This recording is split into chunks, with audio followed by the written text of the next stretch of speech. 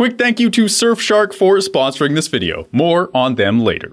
Remember the Sword and Shield controversy? I remember it. There was a lot of angry people. There was a lot of people mad at Nintendo, Game Freak, Masuda. It was called Dexit. At least part of it. Dexit. It's like Brexit, but arguably more important. That's not to put UK politics down. I'm just saying emotions ran high when Nintendo took a hammer to the national Pokedex. Where once Nintendo relied on updating nostalgia more or less once a year, now they were erasing hundreds of Pokemon. Pokemon from the roster that you would have been able to catch and encounter and obtain within the game. The Pokedex was under attack.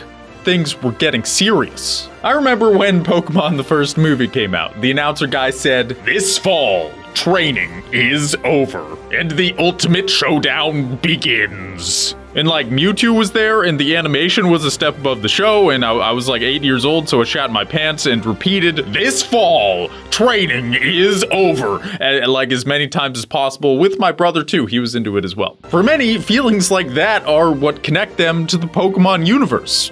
Would Sword and Shield survive this hit to the olden times? Well, the game's been out for a while now, so you already know the answer. The game is pretty good.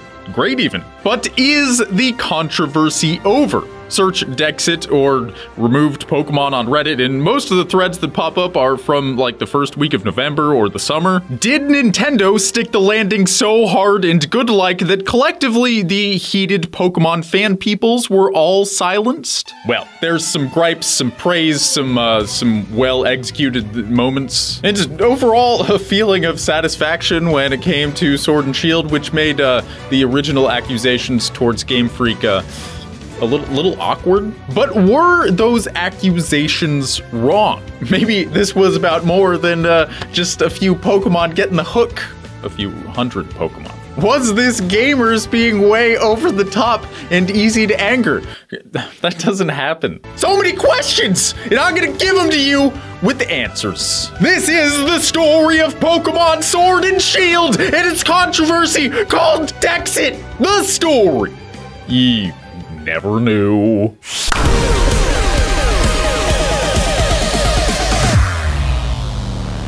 Whoa, come on! To understand the Sword and Shield controversy, we must first have an in-depth, crucial, all-encompassing understanding of Pokemon. I already talked about nostalgia. That is obviously one thing that makes Pokemon work. But obviously there's a bunch of kids who play Pokemon, and kids aren't really old enough to be nostalgic, so there's more to Pokemon's popularity than that. For instance, the probably most crucial factor in its success, honestly, is it's about roaming the world on a magical adventure amongst friends. Pokemon has been about taking the same basic formula and giving it tweaks, polishing this here, fixing up that there, and that's fine. Really, Pokemon and Call of Duty aren't that far away in terms of business model, except Nintendo will try to get you to buy the same game twice each year. But overall, Nintendo, beautiful and amazing compared to EA, and everyone knows it, so Nintendo always got away with this. Until E3 2019 happened.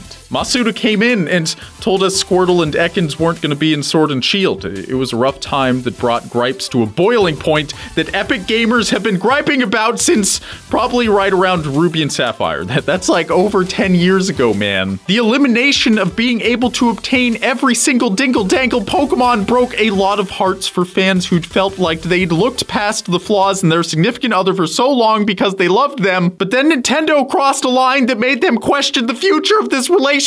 Masuda did his worst to quell the rage. He was too alpha to apologize and instead made clear that just because your favorite Pokemon isn't in Gen 8 doesn't mean it won't appear in later games. What a tease. Here I am, handcuffed to the bed, waiting for a Squirtle squirt, and he's just over here telling me, maybe one day. And then he has the gall to say that the omission of all these Pokemon is that so they would have more time to develop other features because they wouldn't have to work so hard on all these character models and sound effects, and instead could focus on making the graphics better, the gameplay, the things that normally people are like, hey man, you could probably upgrade this a little bit in Pokemon. They said they were gonna make it better, and then the trailer looked the same. It was crazy. Then things died down. Months passed, and we got all the way to the first week of November, right before the release of Pokemon Sword and Shield. Anticipation sparked news articles dying for clicks to re-spark Dexit rage, and also genuine Pokemon fans posted once again on Reddit, and the Redditors basically sounded like if Nintendo fucked this one up, that they would break up with them for someone else. People waited anxiously to see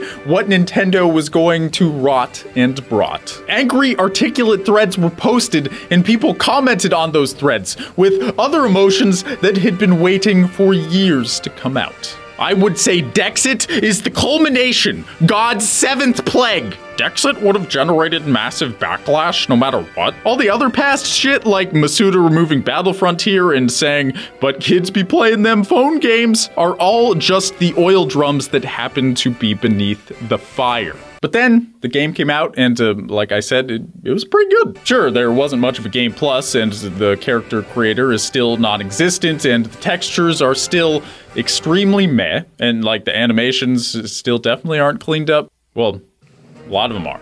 Some of them aren't, though. And there's basically no side quests, and the dialogue boxes still take forever to get through. It was another solid Pokemon game. One that focused on lifestyle changes instead of packing in a bajillion and one characters that can only say their own name like Hodor. The gripes that had been building for years and were suddenly climaxing were silenced by a game that was still pretty similar. We said we didn't want meatloaf with fairy dust sprinkled on it, but then when we get served loaf that happens to be meat with fairy dust, we suddenly forget and are like, oh, I love this stuff. And you know, it's pretty good with ketchup. It's like Nintendo fans were angry dogs, and then the newest Pokemon game was like scratching them behind the ears and rubbing their belly. And it worked. It simply quelled most negative feelings, and sure, there's still people out there who are complaining, and that is totally fine. But remember the heat. Remember how big of a deal this was, and suddenly, where are the haters? Where are they? Even Jim Sterling is mostly just joke complaining about Ekans no longer being in the game. Like, look at most reviews on YouTube and you'll see someone saying, yeah, it's got all the stuff I didn't like about Pokemon, but I'm still having a good time, so, oh well. Didn't the fears come true? Apparently not. I don't say this to stir the pot. Somehow a game with most of the same gripes still came out, and all the haters lost their steam. Nobody seems to care, and that's fine. I'm not really a fan of angry mobs in general. The criticisms of Pokemon over the years are absolutely valid, but the amount of people acting like Masuda personally kicked them in the nuts and then banged their non-existent girlfriend was pretty crazy. Then they either got quiet and played the game anyway, or they've retreated to their hidey hole and are waiting for another controversy to bubble up so that they can start mudslinging again. I'm trying to tie a bow on this whole weird controversy that just kind of stopped, but I'm struggling. I'm not mad. I'm not even disappointed.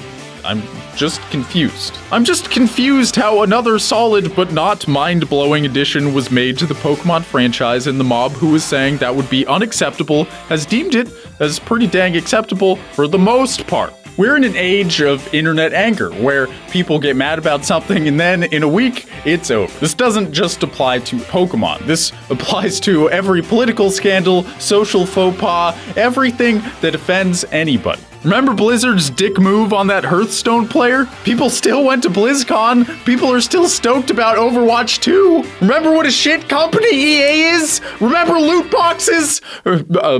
Surprise mechanics. I'm sorry, I gotta get it right. People still buy their games. We live in an age where the entire world can be mad about something. But then in a week, sometimes less, a new thing comes along and it's all over. We are constantly hit with the things we are told we should care about. But then we're told to care about something else. To the point where we drop one issue for the next, almost like someone is ringing some kind of hypnotic bell. Ding! In Pokemon's case, the games are good. There's a minority that's upset, but most people just seem to really love the game. Ding!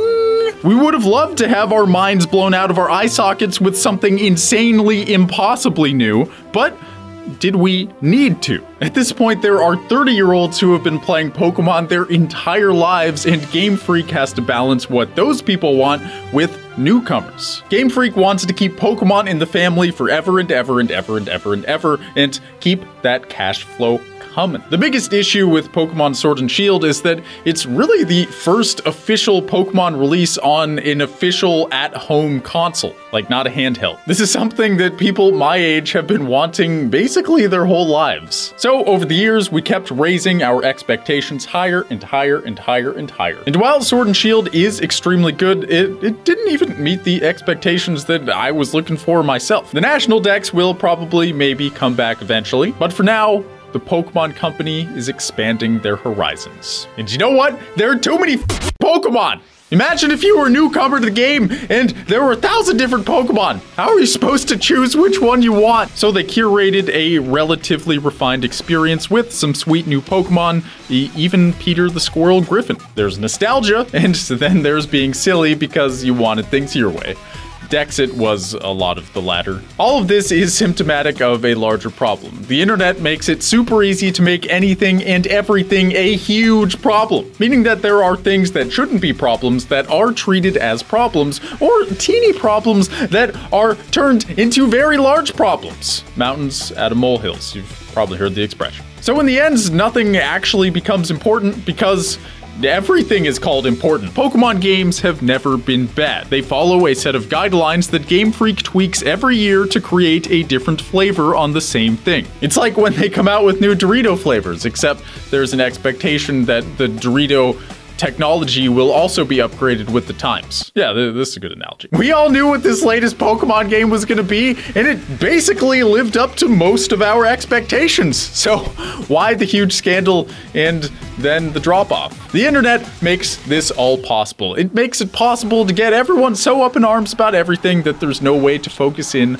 on a singular cause. I'd call most of this Dexit thing a false alarm. That being said, I'm not belittling your feelings if you were upset about the removal of all those Pokemon from the Dex. I'm not belittling you. I'm just talking about the overall fervor was quite impressive. Really, what I learned about this whole thing is that we all pretty much love two things: Pokemon and complaining. And we got both.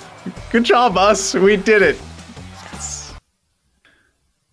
That's the story of Dexit, of Pokemon Sword and Shield, and the accompanying controversy. The story you never knew. Hey, look, I'm here. My glasses broke, so here I am with contacts. Now that I have complained about Pokemon, let's do some more complaining. The internet is a scary place. There's trackers, malware, phishers, hackers. Did I already say hackers? There's hackers. Not to mention that creepy dude on public Wi-Fi who's looking at Pokemon Rule 34 that I'm looking for. Nothing is safe anymore, or rather, was safe.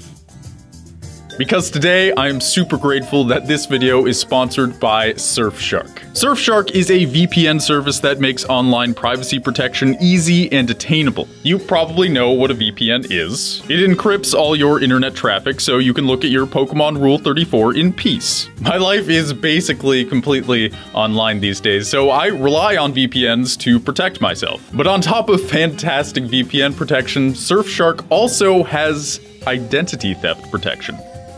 You can get alerts anytime your email address or password is compromised with Surfshark's super duper awesome hack lock system. So make the smart move and check out Surfshark by going to surfshark.deals/Treesicle and use promo code Treesicle for 83% off and 3 extra months free. Try it out. And the best part is you can use it on as many devices as you want simultaneously. So what are you waiting for? Go to that link in the description, use promo code Treesicle to get 83% off and 3 months free. And it's gonna blow your mind. Check it out. You're gonna love it. You're gonna feel safe. You're gonna feel cuddled, like hugged by a warm digital mother.